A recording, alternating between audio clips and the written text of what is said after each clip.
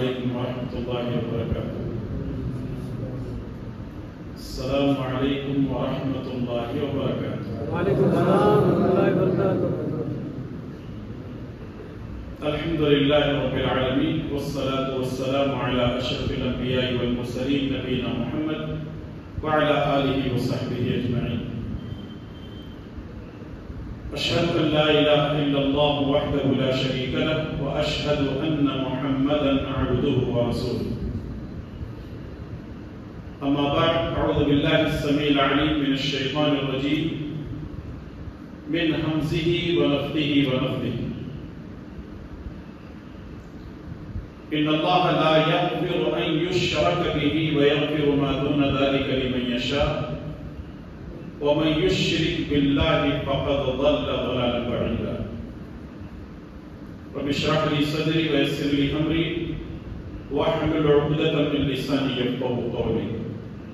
سبحانك لا علم لنا إلا ما علمتنا إنك أنت العليم الحكيم. اللهم انفعنا بما علمتنا وعلمنا ما ينفعنا وزدنا علما.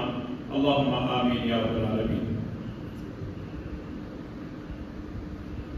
عزیزان گرامی قدر، معزز حاضرین، اللہ تبارک و تعالی نے ایک مسلمان کو یہ ضروری قرار دیا ہے کہ وہ ساری زندگی اللہ اور اس کے رسول صلی اللہ علیہ وسلم کی اطاعت اور فرمانبرداری کرتا رہے.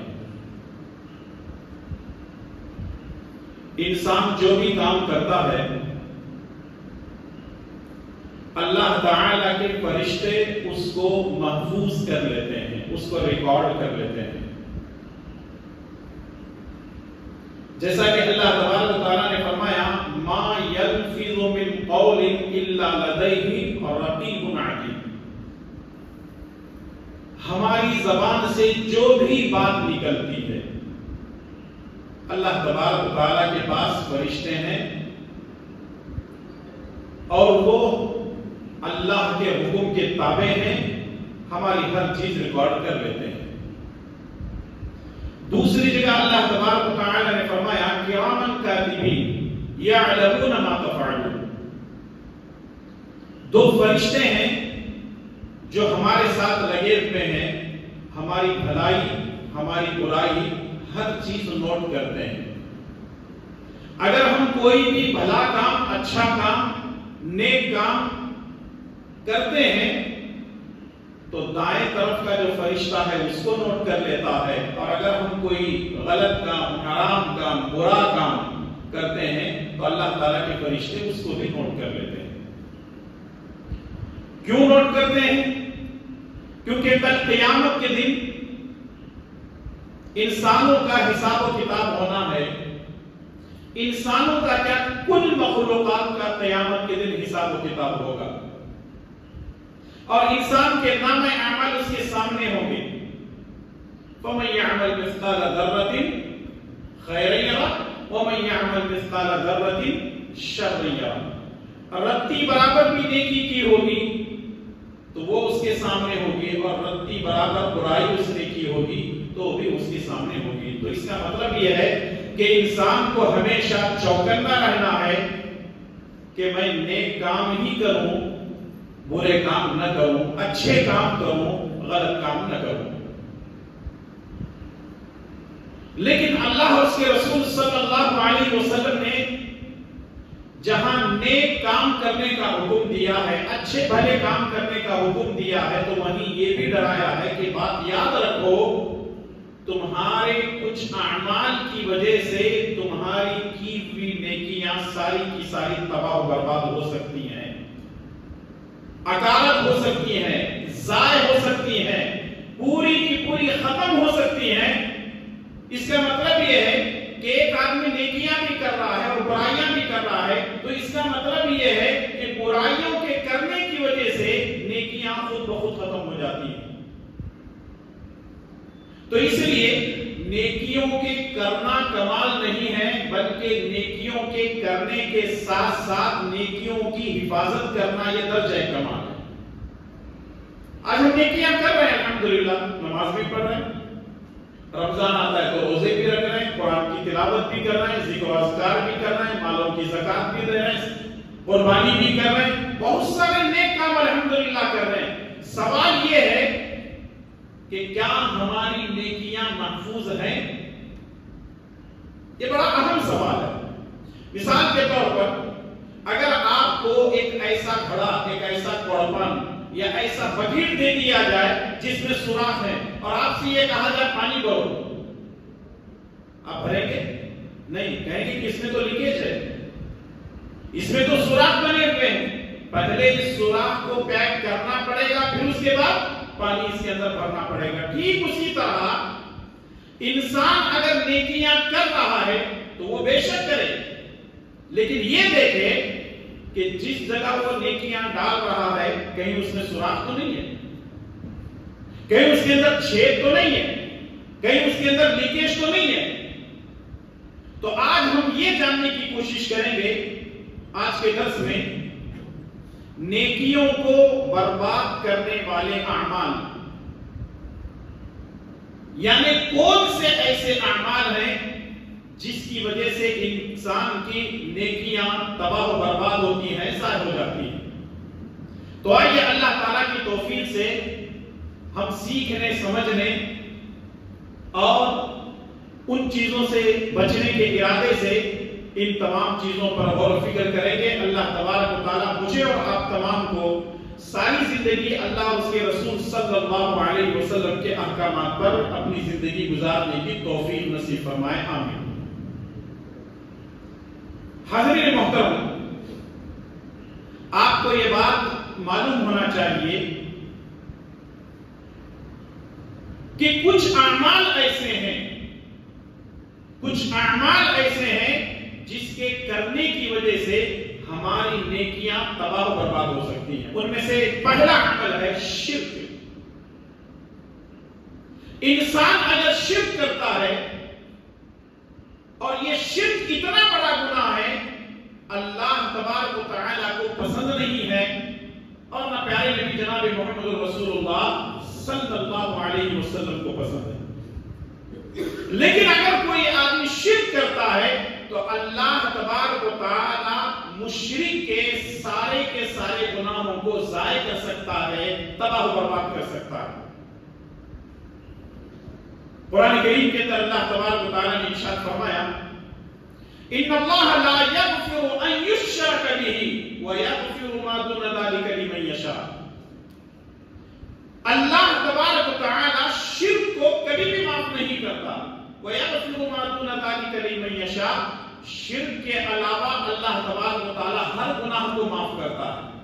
ومن یشرک باللہ فقد ضل ضلالا بعیدا، اور اگر کوئی آدمی شرک کرتا ہے تو اللہ تبارک و تعالیٰ اس کو دور کی گمراہی میں ڈال دیتا ہے۔ تو اس کا مطلب یہ ہے کہ ہر انسان کے لیے ضروری ہے کہ وہ شرک سے اپنے آپ کو بچائے۔ یہ تو قرآن کریم کی آیت رہی، لیکن شرک کس کو کہتے ہیں؟ ایک مثال کے ذریعے سے سمجھنے کی کوشش کریں، کافی ساری مثالیں دی جا سکتی ہیں۔ ایک آدمی شادی کر لیتا ہے، انسان شادی کرنے کے بعد چاہے مرد ہو یا عورت ہو، اولاد کی اس کو بڑی خواہش ہوتی ہے۔ 1 سال گزر گیا، 2 سال گزر گئے، 5 سال گزر گئے، 8-10 سال گزر گئے، لیکن کسی اس آدمی کے گھر میں کوئی اولاد نہیں ہے۔ یہ 8-10 سالوں کے درمیان وہ کئی ڈاکٹروں کے پاس جاتا ہے، حکیموں کے پاس جاتا ہے، لیکن کوئی نتیجہ اس کا سامنے نہیں آتا۔ خاندان والے، گھر والے، گلی محلے والے، رشتہ دار، گاؤں والے اس پر گہری نظر رکھے ہوئے ہیں، آیا اس کے گھر کے اندر اولاد بھی کہ نہیں۔ جب یہ تھک ہار جاتا ہے، 8-10 سال کے بعد کوئی اولاد نہیں ہوتی، اب لوگ مشورے دینا شروع کر دیتے ہیں۔ ڈاکٹر کے پاس گئے تھے کیا؟ فلاں کے پاس گئے، میں گیا۔ فلاں حکیم کے پاس گیا، ہاں میں گیا، کچھ فائدہ ہوا؟ کچھ بھی نہیں ہوا۔ اب آدمی تھک ہار کر کے کہنے لگتا ہے کہ میں کروں تو کیا کروں؟ اب لوگ مشورے دینا شروع کرتے ہیں، اور یہ فری آف چارج ہوتے ہیں، اس کا کوئی چارج نہیں لگتا، اور ویسے جو ہے نیم حکیم خطرے جان ہمارے گلی محلے میں ہمارے خاندان میں بہت مشہور ہے. کچھ نہ کچھ شوشے چھوڑتے رہتے ہیں. وہ ہوا تو یہ گولی کھا لو, وہ ہوا تو یہ گولی کھا لو, ایسا کریں گے تو ایسا ہوگا, ویسا کریں گے تو ایسا ہوگا.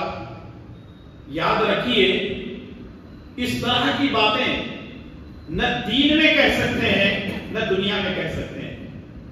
اگر دنیا داری میں کریں گے انسان کی جان جا سکتی ہے, دین کے معاملے میں کریں گے آدمی جہنم میں جا سکتا ہے. کسی کو مشورے دینے کی ضرورت نہیں. ہاں اگر کسی کو کوئی ضرورت ہے ڈاکٹر حکیم کے پاس چلا جائے. اب لوگ مشورے دینا شروع کرتے ہیں جب کچھ نہیں ہوتا. اب لوگ سیدھے اس کے عقیدے پہ مارتے ہیں, اس کو شرک کرنے پہ مجبور کرتے ہیں. کیا کہتے ہیں 8-10 سال ہو گئے اولاد نہیں ہے نا, ایک کام کرو یہاں سے 50 کلومیٹر دور ہے وہاں ایک بہت بڑے بابا رہتے ہیں, ان کے پاس چلے جاؤ. یا یہاں سے 200 کلومیٹر کی دوری پر ایک بہت بڑی مزار ہے, ان کے پاس چلے جاؤ. فلاں کے پاس چلے جاؤ.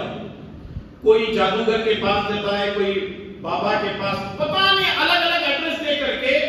ایک تو وہ آدمی پہلے سے ہی پریشان, ہزاروں روپے خرچ کر چکا ہے, اب اس کو غلط راستے پہ لے کے جاتے ہیں. اب وہ آدمی وہاں کچھ گیا, کچھ کیا, 10 سال تک اولاد نہیں تھی, 11ویں سال اس کو اولاد ہوگی. اب وہ کیا سمجھتا ہے یہ اولاد مجھے اللہ نے نہیں دی بلکہ میں فلاں کے پاس گیا تھا تو ان کی وجہ سے مجھے اولاد دی.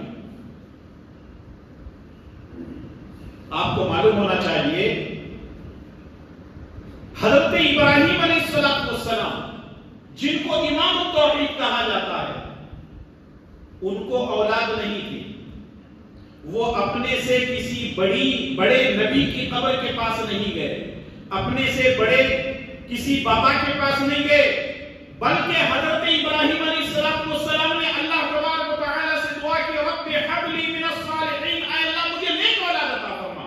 اور اللہ تبارک و تعالی نے 80 سال کی عمر میں حضرت ابراہیم علیہ السلام کو اولاد سے نوازا.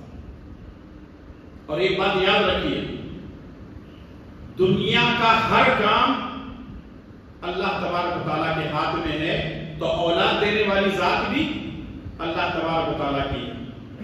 اگر کوئی آدمی یہ کہتا ہے اولاد ہونے کے بعد فلاں جگہ جانے کی وجہ سے مجھے اولاد ملی ہے, تو اس کا مطلب یہ ہے کہ ایسا کہنے والا مشرک ہے, اور مشرک جہنمی ہے.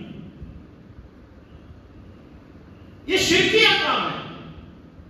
لہو مقالید السماوات والارض للہ ملک السماوات والارض, زمین اور آسمان کی بادشاہت اللہ تبارک و تعالیٰ کے لیے.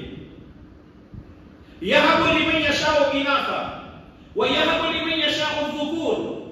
اللہ تبارک و تعالیٰ کسی کو لڑکے دے دیتا ہے, کسی کو لڑکیاں دے دیتا ہے, کسی کو لڑکے اور لڑکیاں دونوں دے دیتا ہے. اور من یجعل عقیمہ, اس طرح کی آیت ہے سورہ شورى کے اندر آئیے, اللہ تبارک و تعالیٰ کسی کو ماں بنا دیتا ہے. لڑکی دینا اللہ کا کام, لڑکا دینا اللہ کا کام, لڑکا اور لڑکی دینا اللہ کا کام, اور بانجھ بنانا بھی کس کا کام ہے؟ اللہ تبارک و تعالیٰ کا کام ہے. اگر اولاد ملتی ہے اچھی بات ہے, اگر اولاد نہیں ملتی ہے تو کوئی بری بات نہیں ہے. لوگ معاشرے کے اندر اس کو چھیڑتے ہیں, تجھے اولاد نہیں ہے, تو شادی کر لیا, تیرے اندر طاقت نہیں ہے. یہ انسان کے بس کی بات نہیں ہے, یہ سب کچھ دینے والی ذات اللہ تبارک و تعالیٰ کی. لیکن اگر کوئی آدمی ادھر ادھر بھٹکتا ہے, وہاں یہاں جاتا ہے, اس کا مطلب یہ ہے کہ وہ ایک تو غلط راستہ چنا ہوا ہے, اور دوسرے یہ کہتا ہے کہ فلاں جگہ جانے کی وجہ سے اولاد ملی ہے. یاد رکھیے کسی کے پاس جانے سے اولاد نہیں ملتی, بلکہ اولاد دینے والی ذات اللہ تبارک و تعالیٰ کی ہے. اگر کوئی کہتا ہے تو وہ مشرک ہے. اسی لیے قرآن کریم کے اندر اللہ تبارک و تعالیٰ نے فرمایا ان الشرک لظلم عظیم. یہ شرک کیا ہے؟ ظلم عظیم ہے. اللہ کی ذات کبھی شرک کو برداشت نہیں کرتی, شرک کو پسند نہیں کرتا. ذرا سوچیں اور غور کریں. زمین, آسمان, سورج, چاند, ستارے, درخت, پہاڑ, سمندر, نباتات, جماعات, دنیا کی ہر مخلوق کو اللہ تبارک و تعالیٰ نے پیدا کیا ہے, تو ہم کو اللہ تبارک و تعالیٰ ہی اولاد دے سکتا ہے. وہی بگڑی بنانے والا ہے, وہی مشکل کشائی کرنے والا ہے, وہی حاجت روائی کرنے والا ہے, وہی اولاد دینے والا ہے.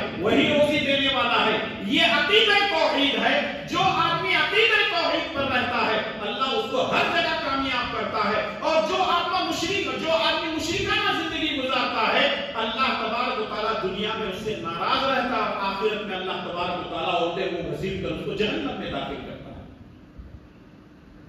اس لیے سب سے پہلے اپنے عقیدے کو درست کر لیں، شرکی اعمال سے اپنے آپ کو بچائیں۔ اتنا ہی نہیں بلکہ اللہ تبارک و تعالیٰ نے فرمایا وَاعْبُدُوا اللَّهَ وَلَا تُشْرِكُوا بِهِ شَيْئًا، اللہ کی عبادت ایسی کرو کہ اللہ کی ذات میں کسی کو شریک نہ ٹھہراؤ۔ وَاعْبُدُوا اللَّهَ، اللہ تعالیٰ یہ چاہتا ہے کہ عبادت خالص ہو، عبادت خالص ہو، یعنی عبادت کے اندر پیورٹی ہونا ضروری ہے، پیور عبادت ہو۔ اللہ کو خالص عبادت پسند ہے۔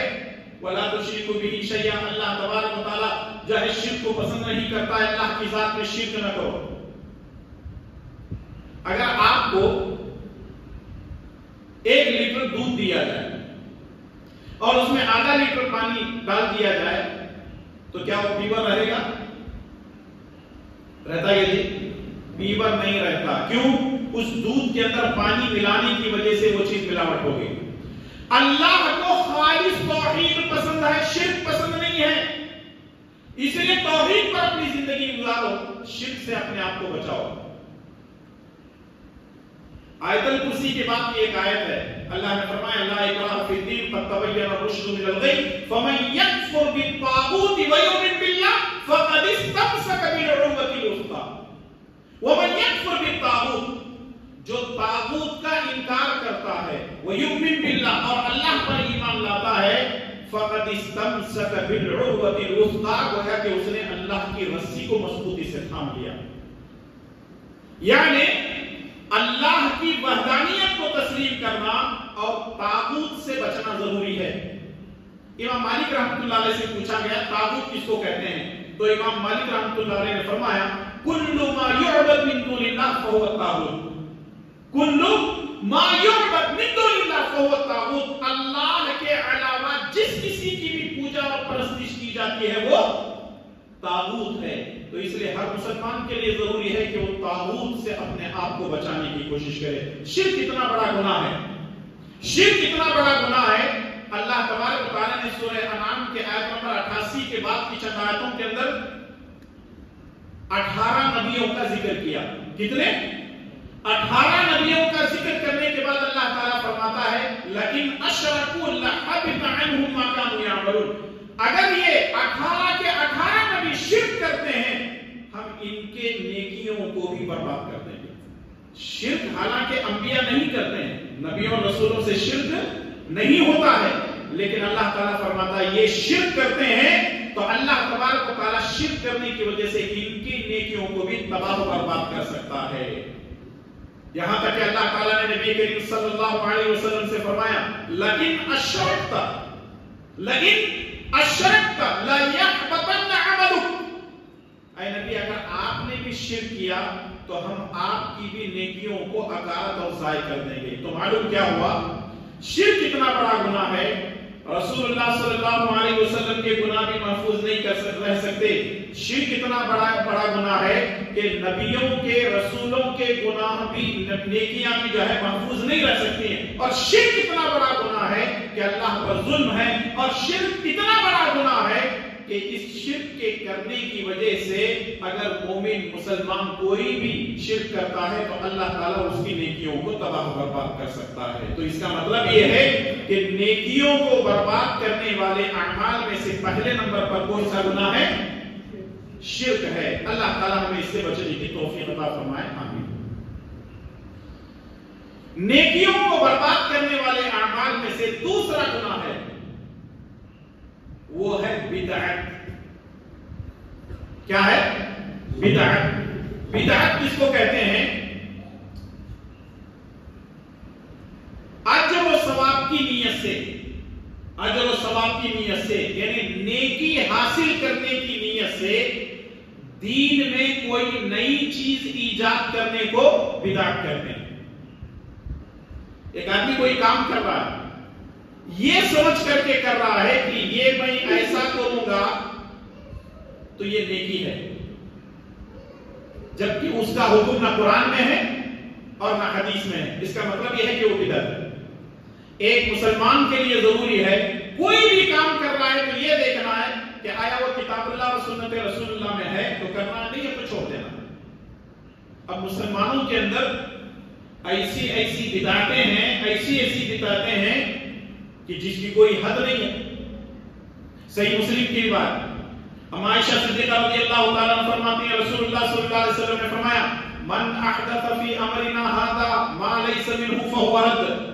अगर कोई शख्स दीन में कोई नई चीज ईजाद करता है और हमारे तरफ से उसका कोई हुक्म मौजूद नहीं है फहुव रद्द, तो वो मरदूद है, मकबूल नहीं है, वो चीज नहीं मानी जाएगी। दीन के अंदर नई नई चीजें ईजाद करना इस्लाम के अंदर जायज नहीं। जैसे सुनन दारमी की रिवायत है, मस्जिद नबवी में कुछ लोग बैठ करके, इस वाक़ये पर जरा गौर करें, सुनन दारमी की सही रिवायत है, मस्जिद नबवी में कुछ लोग बैठकर अल्लाह का जिक्र कर रहे थे। कहां पे बैठे हुए हैं? कहां बैठे हुए हैं? मस्जिद नबवी। क्या कर रहे हैं? अल्लाह का जिक्र कर रहे हैं। करने वाले कौन हैं? कुछ सहाबाए किराम हैं, दूसरे तीसरे लोग हैं, अल्लाह ताला का जिक्र कर रहे हैं। कैसे जिक्र कर रहे हैं? सब लोगों के सामने छोटे छोटे कंकरियां, छोटे छोटे कंकरियां, पत्थर हैं, उसमें से एक आदमी कहता है सुभान अल्लाह पढ़ो, सुभान अल्लाह सुभान अल्लाह सुभान अल्लाह सुभान अल्लाह सुभान अल्लाह पढ़ते जा रहे हैं। दूसरा कहता है अल्हम्दुलिल्लाह पढ़ो, अल्हम्दुलिल्लाह, कंकरियां खींचते जा रहे हैं, अल्हम्दुलिल्लाह अल्हम्दुलिल्लाह अल्हम्दुलिल्लाह। एक सहाबी ये अमल देखते हैं, सीधे अब्दुल्लाह बिन मसूद रज़ियल्लाहु ताला उनके पास जाते हैं और कहने लगते हैं कि मस्जिद नबी के अंदर एक अमल चल रहा है, थोड़ा सा आकर के देख लो। हजरत अब्दुल्लाह बिन मसूद रज़ियल्लाहु ताला कहने लगते हैं कि क्या कर रहे हो? कहा अल्लाह का जिक्र कर रहे हैं। कहा ये पत्थरों का कहां से तुम ले आए कंकरियों के जरिए से? कहने लगते हैं कि हम तो अच्छा काम नहीं कर रहे हैं। तो हजरत अब्दुल्लाह बिन मसूद रज़ियल्लाहु ताला फरमाते हैं कि रसूलुल्लाह सल्लल्लाहु अलैहि वसल्लम के घर के बर्तन अभी पोसीदा नहीं हुए, तुमने दीन के अंदर नई नई चीजें ईजाद कर ली। जरा सोचें और गौर करें, रसूलुल्लाह सल्लल्लाहु अलैहि वसल्लम के दौर के बाद, आप सल्लल्लाहु अलैहि वसल्लम की वफात के चंद सालों बाद कुछ लोगों ने कंकरियों को खींचते खींचते सुभान अल्लाह अल्हम्दुलिल्लाह पढ़ना शुरू किया। तो अब्दुल्लाह बिन मसूद रज़ियल्लाहु ताला उनको डांटा और कहा कि ये तुम गलत काम कर रहे हो। हालांकि करने वाले कोई दूसरे कलमे नहीं पढ़ रहे थे, दूसरे अस्कार नहीं कर रहे थे, जिक्र किसका कर रहे थे? अल्लाह का कर रहे थे। बस वो गिन रहे थे और साथ में मस्जिद नबवी में बैठे हुए हैं। तो आप अंदाजा लगाएं 1400 साल के बाद मुसलमानों के अंदर कैसी कैसी बिदअतें आ गई। 1400 साल के बाद कैसी कैसी बिदअतें आ गई हैं। और आपको मालूम होना चाहिए बिदअती क़यामत के दिन हौज़े कौसर से उसको नबी के हाथ से पीना नसीब नहीं होगा। वजह क्या है उसकी? अल्लाह के प्यारे नबी सल्लल्लाहु अलैहि वसल्लम फरमाते हैं कि कल क़यामत के दिन मैं हौज़े कौसर पे रहूंगा और लोग जमात दर जमात मेरे पास आएंगे और मैं उसको हौज़े कौसर से पिलाऊंगा। एक जमात आएगी, लोग उसको फरिश्ते उनको हंटर मार करके भगा रहे होंगे, जाओ यहां से, जाओ यहां से। रसूलुल्लाह सल्लल्लाहु अलैहि वसल्लम फरमाते हैं कि मैं कहूंगा आने दो, मेरे ये उम्मती हैं, मैं इनको हौज़े कौसर से पिलाता हूं। तो फरिश्ते कहेंगे सुहकन सुहकन लिमन गय्यर बादी, सुहकन सुहकन लिमन गय्यर दीनी। ये दूसरे हदीस के अल्फाज हैं। तो मालूम क्या हुआ कि रसूलुल्लाह सल्लल्लाहु अलैहि वसल्लम क़यामत के दिन कहेंगे सुहकन सुहकन, इनको दूर कर दो, परे हटा दो, लिमन गय्यर बादी, जिन्होंने मेरे दुनिया से चले जाने के बाद दीन के अंदर नई नई चीजें ईजाद की, जिन्होंने मेरे दुनिया से चले जाने के बाद, मेरी वफात के बाद दुनिया के अंदर नई नई चीजें ईजाद कर ली। मेरे भाइयों और दोस्तों, सोचने और गौर करने वाला मकाम है। जो लोग बिदअती हैं, अल्लाह तबारक व तआला उन लोगों को क़यामत के दिन रसूलुल्लाह सल्लल्लाहु अलैहि वसल्लम के दस्ते मुबारक से हौज़े कौसर नसीब नहीं करेगा। और आप देख लें, मुहर्रम के महीने में भी बिदअतें हैं, सफर के महीने में भी बिदअतें हैं, रबीउल अव्वल में भी बिदअतें हैं, रबीउल आखिर में भी बिदअतें हैं, जमादियुल अव्वल, यानी जितने महीने मुसलमानों के हैं 12 महीने, हर महीने में कोई ना कोई बिदअत मुसलमानों ने बना ली। अब ये मुहर्रम का महीना क्या नहीं होता इसमें? मुहर्रम का महीना 1 से 10 तारीख तक आज मुसलमानों को देख लो, جو حکم کرنے والا ہے وہ نہیں کرتے ہیں، جس کا کوئی حکم نہیں ہے وہ کر رہے ہیں۔ صحیح احادیث موجود ہیں، بخاری اور مسلم سے اس بات کا ثبوت ملتا ہے کہ رسول اللہ صلی اللہ علیہ وسلم 10 محرم کو روزہ رکھا کرتے تھے، کیونکہ اللہ تبارک و تعالیٰ نے موسیٰ علیہ السلام کو فرعون سے نجات دی تھی اور موسیٰ علیہ السلام نے شکریہ کے طور پہ روزہ رکھا تھا۔ تو رسول اللہ صلی اللہ علیہ وسلم نے دیکھا کہ یہود و نصارہ مدینے کے اندر روزہ رکھ رہے ہیں، تو رسول اللہ صلی اللہ علیہ وسلم نے خود روزہ رکھا اور لوگوں کو روزہ رکھنے کا حکم دیا۔ تو معلوم کیا ہوا کہ 10 محرم کو روزہ رکھنا چاہیے کہ نہیں چاہیے؟ ٹھیک ہے، لیکن 9 کو بھی روزہ رکھیں گے، کیوں؟ رسول اللہ صلی اللہ علیہ وسلم نے فرمایا کہ یہودیوں کی مخالفت ہم کو کرنا ہے، خالف الیہود والنصارہ، یہودی اور عیسائیوں کی جو ہے مخالفت کرو۔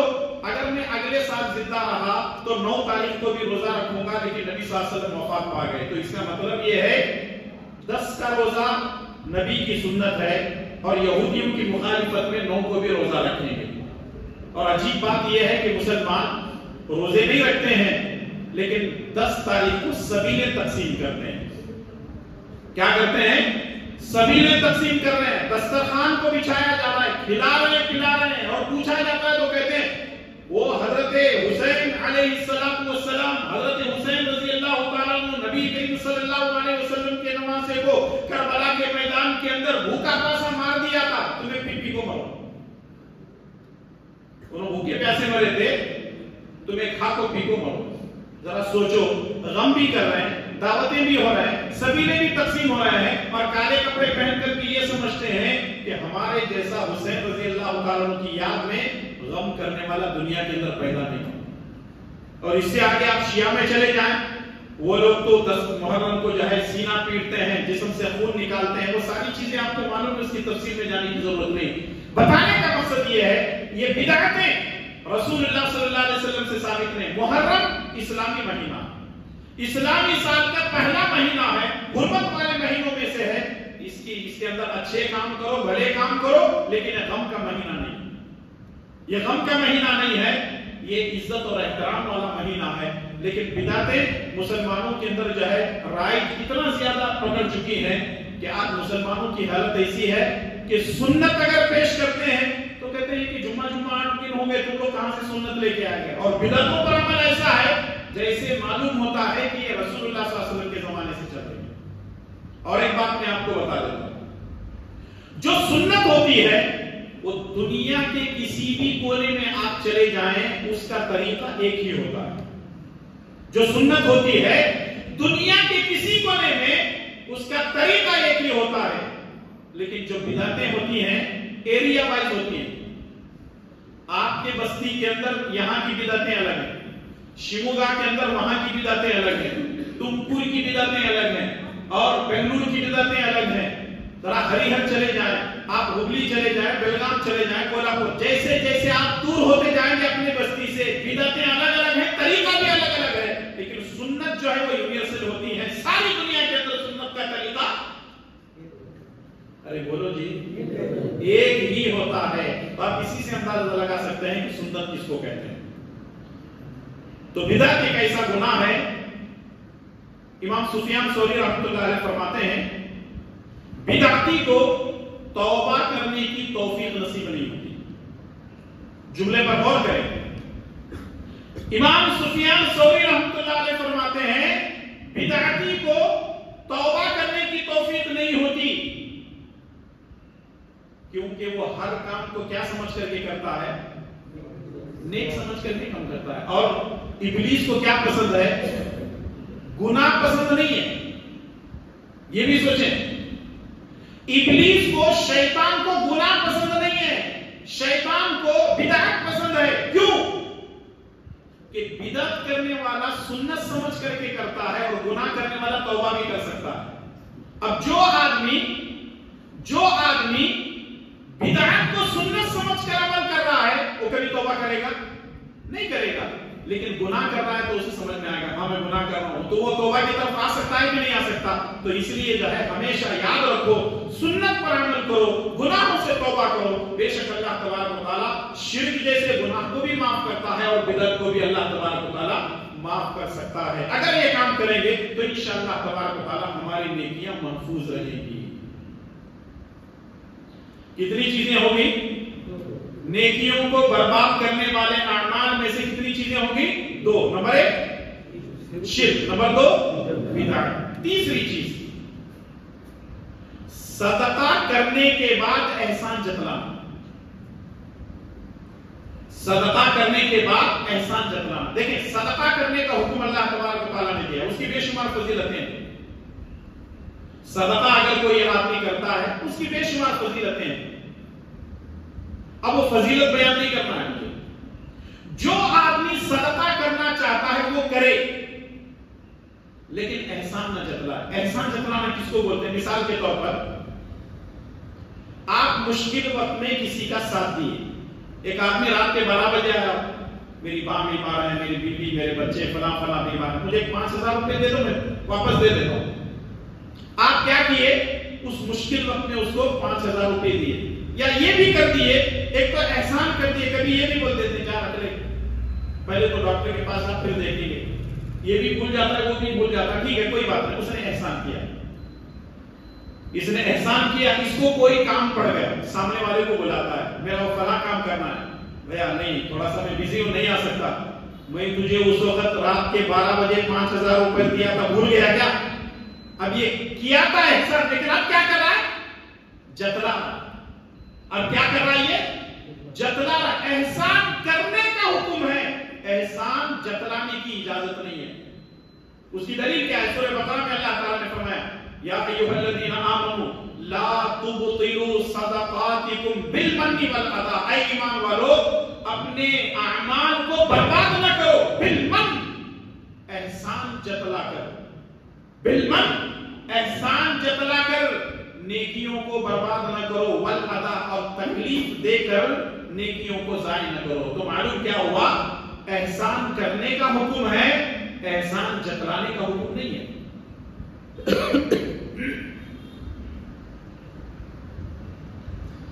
अगर कोई आदमी हमारे ऊपर एहसान करता है तो अल्लाह के नबी सल्लल्लाहु अलैहि वसल्लम ने फरमाया, एहसान करने वाले के लिए अगर तुम बदला दे सकते हो तो एहसान का बदला एहसान से दे दो। मिसाल के तौर पर किसी ने हमारे साथ एहसान किया, हम उसके बदले में क्या करेंगे?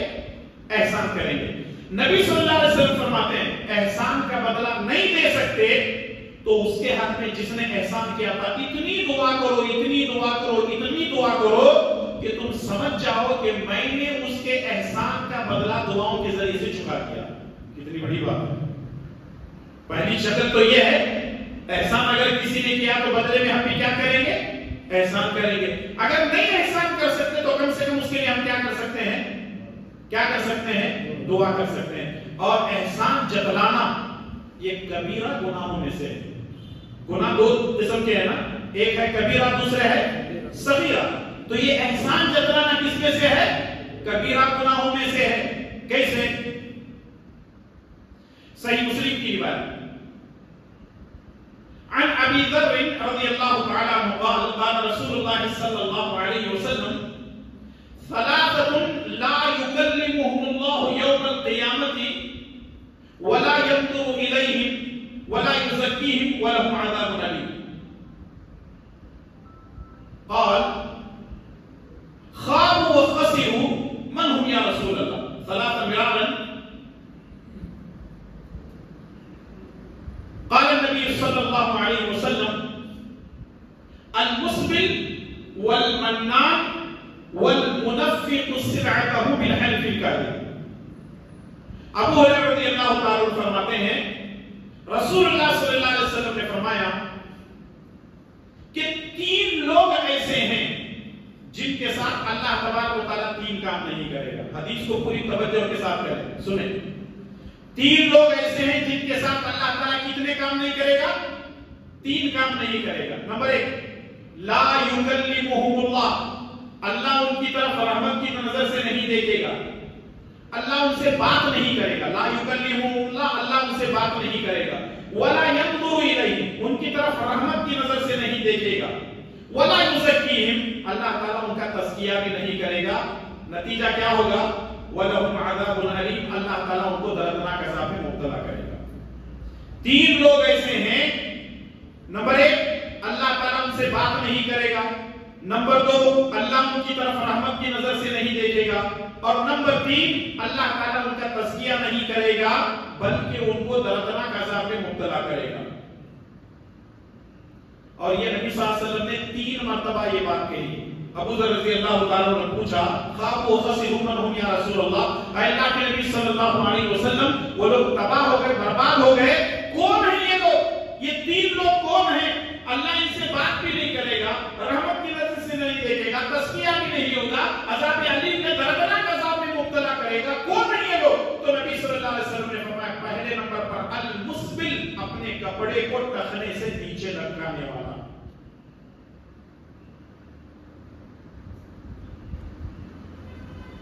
कितनी मर्तबा हदीसें सुने होंगे, कितनी मर्तबा हदीसें सुने होंगे कि कपड़ा टखने से नीचे नहीं लटकाना चाहिए, लेकिन हमारे कपड़े फिर भी कॉर्पोरेशन का काम कर रहे हैं, पूरा कचरा, पूरी गंदगी। इस्लाम के दुश्मनों ने कैसी रिसर्च की है मालूम है? आज मार्केट में आप चले हो, किसी भी शॉपिंग सेंटर के अंदर चले जाओ, मर्दों के कपड़े टखने से नीचे हैं, औरतों के कपड़े टखने से, अरे बोलो जी सब भाई, बोला तो तुम्हें क्या समझने आ रही है? ऊपर है नीचे है? मर्दों के कपड़े नीचे, औरतों के कपड़े। वजह क्या है? उनको मालूम है मुसलमानों को नबी की सुन्नत पर अमल करने नहीं देना। कहां तक उनकी रिसर्च है। और मर्दों के कपड़े आप देख लो, जितने पैंट हैं वो टखने के नीचे, एड़ी के नीचे, तलवे के नीचे, फिर ऊपर उंगलियों के सामने आकर के सुन्नत का मजाक उड़ाते हैं। देख नबी की सुन्नत पे कितना अच्छा अमल कर रहा तू। मेरे भाइयों और दोस्तों, कपड़ा टखने से नीचे लटकाना बहुत बड़ा गुनाह है। मा अस्फल मिनल काबैन फफिन नार, सही मुस्लिम की रिवायत, जिसका कपड़ा टखने से नीचे लटकाया जाएगा वो जहन्नम में डाला जाएगा। इसलिए अपने कपड़ों को टखने से ऊपर रखें। औरतों को चाहिए कि अपना कपड़ा टखने से नीचे रखें। कोई औरत दूर जाते रहती है, उनका कपड़ा टखने से ऊपर में आधी पिंडली पे है, और आपको मालूम होना चाहिए आधी पिंडली पे कपड़ा रखना ये तकवे की अलामत है, टखने के ऊपर रखना ये सुन्नत है। अगर कम से कम तकवे की अलामत तो नहीं कर सकते तो कम से कम सुन्नत तो कर लो। और आजकल के लेडीज जो कपड़े पहन रहे हैं, दूर से पता चलता है कि कोई मौलाना जा रहे हैं, सामने जाके देखो तो खातून है। और हमारे नौजवानों को देख लो, इनके कपड़े कैसे हैं, इनकी शक्ल सूरतें, इनके बाल, इनका लिबास, इनका रंग ढंग, चाल चलन। अल्लाह रहम करे हमारे नौजवानों पे, अल्लाह ताला इनको नेक हिदायत अता फरमाए, अल्लाह ताला इनके साथ खैर के मामले और खैर के फैसले फरमाए। रसूलुल्लाह सल्लल्लाहु अलैहि वसल्लम ने फरमाया, अल मुस्बिल, कपड़े को टखने से नीचे लटकाने वाला, अल्लाह उनके साथ कितने काम नहीं करेगा? कितने काम? नंबर 1, अल्लाह उनसे बात नहीं करेगा। नंबर 2, रहमत की नजर से नहीं देखेगा। नंबर 3, तज़किया नहीं होगा। और कहां डालेगा? अल्लाह ताला उनको दर्दनाक अज़ाब में दाखिल करेगा। दूसरे नंबर पर वल मन्नान, एहसान करके जतलाने वाला। एहसान करके जतलाने वाले के साथ भी अल्लाह तबारक व तआला ये 3 काम नहीं करेगा। एहसान करने वाले के बारे में बाज़ अहले इल्म ने कहा है, एहसान करके जतलाने वाला वैसे ही है कि वो थूकता है और थूकने के बाद खुद ही चाटता है। थूकता है, थूकने के बाद खुद ही चाटता है। तो इसलिए एहसान करो, और एहसान के बदले की उम्मीद बंदों से न रखो, बल्कि बंदा देगा तो क्या देगा। एहसान का बदला सबसे बेहतरीन अगर कोई देने वाली जात है तो वो कौन सी जात है? अल्लाह ताला की जात है। उससे उम्मीद रखो। दुनिया वाले क्या देंगे बोलो? कुछ देने वाले नहीं है, देंगे तो भी वो उसकी कोई कदर, उसकी कोई अहमियत नहीं होगी। और तीसरे नंबर पर वल मुनफ्फिकु सिलअतहु बिल हलिफिल कादिब, झूठ बोलकर अपना माल, अपना सौदा बेचने वाला। झूठ बोलकर अपना माल बेचने वाला, सौदा बेचने वाला। कुछ लोग मार्केट में ऐसे बैठे हुए हैं, चीज होती है मेड इन चाइना, स्टिकर लगा देंगे मेड इन जापान, और धड़ाधड़ चीजें बिक रही हैं। और झूठ बोल बोल करके, झूठी कसम खा खा करके जो है धोखे के जरिए से अपना म्यान बेच रहे हैं, अल्लाह तबारक व तआला ऐसे लोगों को पसंद नहीं करता है। तो 3 चीजें आपके पास आ गई। चौथी चीज है, नेकियों को बर्बाद करने वाले अमाल में से चौथी चीज है जादूगरों और काहिनों के पास जाना। इससे भी नेकियां बर्बाद हो जाती हैं। जादू सीखना हराम, सिखाना हराम, जादू करना हराम, जादू का इलाज जादू के जरिए से करना हराम, जादू की जितनी शक्लें हैं सारी की सारी हराम है। और आज हालात ऐसे हैं, लोग किसी की अच्छाई को नहीं देख रहे हैं। कोई अगर घर बना रहा, इसके पास से पैसे कहां से आए? अगर गाड़ी खरीद रहा, इसके पास कितनी अच्छी गाड़ी कहां से आई? अगर मोबाइल इसके पास कीमती आ गया, इन्हें इतना महंगा मोबाइल कैसा खरीद लिया? यानी लोग किसी की अच्छाई को देख नहीं सकते हैं और हसद और जलन इतनी ज्यादा है। अगर कोई अच्छे कपड़े पहनता है, अच्छा लिबास पहनता है और अच्छा मोबाइल या अच्छी घड़ी या अच्छी गाड़ी या अच्छा घर लेता है, तो लोगों को जलन और हसद इतनी ज्यादा होती है, फौरन किसी जादूगर के पास जाते हैं और जाकर क्या बोलते हैं मालूम है? फलां आदमी है, उन्हें तबाह और बर्बाद होना। क्या होना? तबाह होना, बर्बाद होना। उन्हें बोलता है काम कर, उसके सिर के बाल ला, नहीं तो उसके नाखून ला, उसके इनरवेयर कपड़े ले पा, नहीं तो उसका फला और फला लेके आ जादू कर दो। कितने पैसे होना? खाली 50,000 रुपए। उसे बर्बाद होने के वास्ते जादूगर को क्या कर रहा है? खुद बर्बाद हो रहा है। तो इसका मतलब यह है कि दूसरों को गड्ढा खोदने के लिए खुद को गड्ढे में उतरना होता है, पैसे नहीं दे रहा है, उसको बर्बाद करने के चक्कर में खुद बर्बाद हो रहा है। अगर अल्लाह तबारक व तआला उसके मुकद्दर में जिंदगी लिखा हुआ है, उसके मुकद्दर में रोजी लिखा हुआ है, तो दुनिया की कोई ताकत उसको आगे बढ़ने से नहीं रोक सकती। क्योंकि जादू अगर असर करता है तो किसके हुक्म से? किसके हुक्म से? अल्लाह के हुक्म से। वमा हुम बिज़ारिन बिही मिन अहदिन इल्ला बिइज़निल्लाह। अल्लाह के हुक्म से सारी चीजें होती हैं। दुनिया के अंदर अल्लाह की इजाजत के बगैर कुछ नहीं होता। इसीलिए रसूलुल्लाह सल्लल्लाहु अलैहि वसल्लम ने फरमाया, इज्तनिबू अस्सबअल मुबिकात, 7 हिलाक करने वाली, 7 बर्बाद करने वाली चीजों से बचो। पहले नंबर पर है शिर्क बिल्लाह, अल्लाह की जात में शिर्क करना, और दूसरे नंबर पर है अस्सिहर, जादू। इंसान के सारे नाम आमाल को हकारत कर देता है, जाय कर देता है, दूसरे माने बर्बाद कर देता है।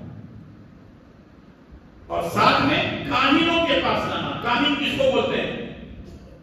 हमारी जबान में उसको बोलते हैं ज्योतिषी, फाल खोलने वाला ज्योतिषी। आप किसी बड़े शहर में चले जाओ, कहीं नहीं कॉर्नर पे एक बोर्ड लगा हुआ है, ज्योतिष्यरु, कन्नड़ में लिखा रहता है ज्योतिष्यरु। इसका मतलब ये है उसमें साथ में एक हाथ भी रहता है, पंजा, फिर उसमें नंबरिंग होती। इसका मतलब ये है कि वो सितारों के जरिए से या आपकी हाथ की लकीरों को देख करके आपकी तकदीर बताता है। आप अच्छे होंगे, बुरे होंगे, आपका भला होगा या आप बर्बाद हो जाएंगे। अल्लाह के नबी सल्लल्लाहु अलैहि वसल्लम ने फरमाया, 2 हदीस हैं, एक हदीस सही मुस्लिम के, दूसरी हदीस मुस्नद अहमद की है। रसूलुल्लाह सल्लल्लाहु अलैहि वसल्लम ने फरमाया, अगर कोई आदमी किसी काहिन के पास जाता है और उसकी बातों को सच्चा मानता है, तो गोया कि वो रसूलुल्लाह सल्लल्लाहु अलैहि वसल्लम पर नाजिल करदा शरीयत के साथ कुफ्र करता है। और दूसरी हदीस है, अगर कोई आदमी किसी काहिन के पास जाता है और उसकी बात को सच्चा मानता है, लम तुक़बल लहू 40 यौमा, लम तुक़बल लहू सलातन 40 यौमा, अल्लाह ताला उसकी 40 दिन की इबादत को कबूल नहीं करता। कितने दिन की? बड़ी मुश्किल से हम लोग नमाज पढ़ते हैं, वो भी 40 दिन की इबादत अगर कबूल नहीं हुई तो उल्टे घड़े पे 14 घड़े पानी डालेंगे तो कहां जाता? खत्म। कोई चीज हासिल वाले नहीं है, नेकियां बर्बाद है उस आदमी की। हारून रशीद एक हाकिम गुजरा। हारून रशीद का नाम सुने, کبھی کبھی ہم لوگ بچوں کے نام بھی رکھتے ہیں ہارون رشید. ہارون رشید اپنے وقت کا ایک بہت بڑا حاکم گزرا ہے. اس کے پاس ایک آدمی کو لایا گیا. وہ کہتا تھا مجھے اگلا پچھلا سب معلوم ہے. ہارون رشید پوچھا پیچھے کا معلوم رہے گا تجھے؟ کسی سے سنا رہے گا, کہیں سے پڑھا رہے گا, اگلا کیسا معلوم؟ بولے کہ میرے پاس علم ہے. میرے پاس کیا ہے؟ علم ہے. جبکہ غیب کا علم جاننے والا کون ہے؟ اللہ تعالیٰ ہے. وَعِنْدَهُ مَفَاتِحُ الْغَيْبِ لَا يَعْلَمُهَا إِلَّا هُوَ. غیب کی چابی اللہ کے پاس ہے. غیب کا علم اللہ کے سوا کوئی نہیں جانتا. اس نے کہا پچھلا بھی معلوم ہے, اگلا بھی معلوم ہے. ہارون رشید نے کہا کھمبا ہے, باندھو اسے. بولے کیوں باندھ رہے؟ روکو نا, تجھے اگلا پچھلا سب معلوم ہے. بولے ہاں سب معلوم ہے, باندھو اس کو. باندھے. جلاد کو حکم دیا کہ اس کو کوڑے بھی مارو, اس کو جوتے بھی مارو. بولے میرا کیا قصور, مجھے کیوں مار رہے؟ بولے تجھے اگلا معلوم ہے نا؟ بولے ہاں معلوم ہے. تجھے یہ معلوم نہیں تھا کہ میرے دربار میں آئے گا تو کھمبے سے باندھ کر کے تجھے جوتے مارے. جب تجھے اپنی خبر نہیں ہے, دوسروں کی خبر کیوں کھود رہا ہے؟ اور آج کل یہاں شاید وہ بڑے لوگ بزرگ لوگ جانتے ہوں گے, بازاروں میں پہلے کچھ لوگ ایک پنجرا لا کر کے بیٹھتے تھے. اس میں کیا ہوتا تھا؟ طوطا. دیکھو بالکل صحیح پہنچے. طوطا. انہیں الٹی لنگی الٹا شرٹ پہن کو بیٹھتا تھا. اچھا جب آپ جائیں گے اس کے پاس, میری شادی نہیں ہوئی, میری نو, میری وہ مشکل ہے, یہ مشکل ہے, وہاں سے ایک گیٹ کھولتا, طوطا نکلتا, کچھ پیپرز رہتے وہ نکال کر کے اس کے سامنے رکھ کر کے پھر طوطا اپنا جو ہے وہ جام وغیرہ کھا لیتے, آرام سے بیٹھے رہتا تھا. یہ کھولنا شروع کرتا پتا اس کے اندر, ہاں تیری شادی بھی, تیرے بچے بھی, تیرا وہ مسئلہ تیرا. ارے بھائی شادی نہیں ہوئی, میری مشکلیں کہاں سے لے کے آ رہا؟ یعنی اس کو خود کچھ نہیں معلوم ہوتا ہے اور پھر اس طریقے سے ڈیپریشن کو یہاں کرنے لگتا ہے. جیسے آپ ٹی ویوں پہ دیکھیں گے صبح صبح جوتشیوں کو بیٹھے رہتے ہیں, وہ پیشن کو یہاں کرتے ہیں کہ وہ ہوگا, یہ ہوگا, فلاں ہوگا. اس سے کچھ ہونے والا نہیں ہے. جو ہمارے مقدر میں لکھا ہوا ہے ہمارے ساتھ وہی ہونے والا ہے. مقدر کا لکھا مٹتا نہیں آنسو بہانے سے, جو ہونا ہے وہ ہو کر رہے گا کسی بہانے سے. تو اس لیے اللہ کی ذات پر بھروسہ رکھیں. وقت ہو رہا ہے, اذان ہونے والی ہے, تو اس لیے اپنی بات کو میں ختم کرنے جا رہا ہوں. کتنی باتیں آپ کے سامنے ہیں؟ 4 باتیں ہیں. اگر اللہ نے توفیق دی پھر دوبارہ آنا ہوا تو بقیہ چیزیں انشاءاللہ تعالیٰ آپ کے سامنے میں پیش کروں گا. میں آپ سے دوبارہ وہ گنوانا چاہتا ہوں. نمبر 1, نیکیوں کو برباد کرنے والے اعمال میں سے پہلی چیز کیا ہے؟ شرک. نمبر 2, بدعت. نمبر 3, احسان کرنے کے بعد احسان جتلانا. نمبر 4, جادوگروں اور کاہنوں کو کے پاس جانے کی وجہ سے ہماری نیکیاں برباد ہو سکتی ہیں. اللہ تبارک و تعالیٰ سے دعا ہے کہ رب العالمین مجھے اور آپ تمام کو اس کے احکامات پر عمل کرنے کی توفیق عطا فرمائے. اللہ اور اس کے رسول صلی اللہ علیہ وسلم کی اطاعت کرنے کی توفیق عطا فرمائے. اللہ ہمیں جو بیمار ہیں ان کو شفاء کاملہ عاجلہ عطا فرما, جو پریشان حال ہیں ان کی پریشانیوں کو دور فرما, جب تک ہمیں زندہ رکھ سلام پر زندہ رکھ اور خاتمہ بالخیر فرما. آمین. وصلی اللہ علی نبینا محمد وعلی آلہ وصحبہ اجمعین. السلام علیکم ورحمۃ اللہ وبرکاتہ.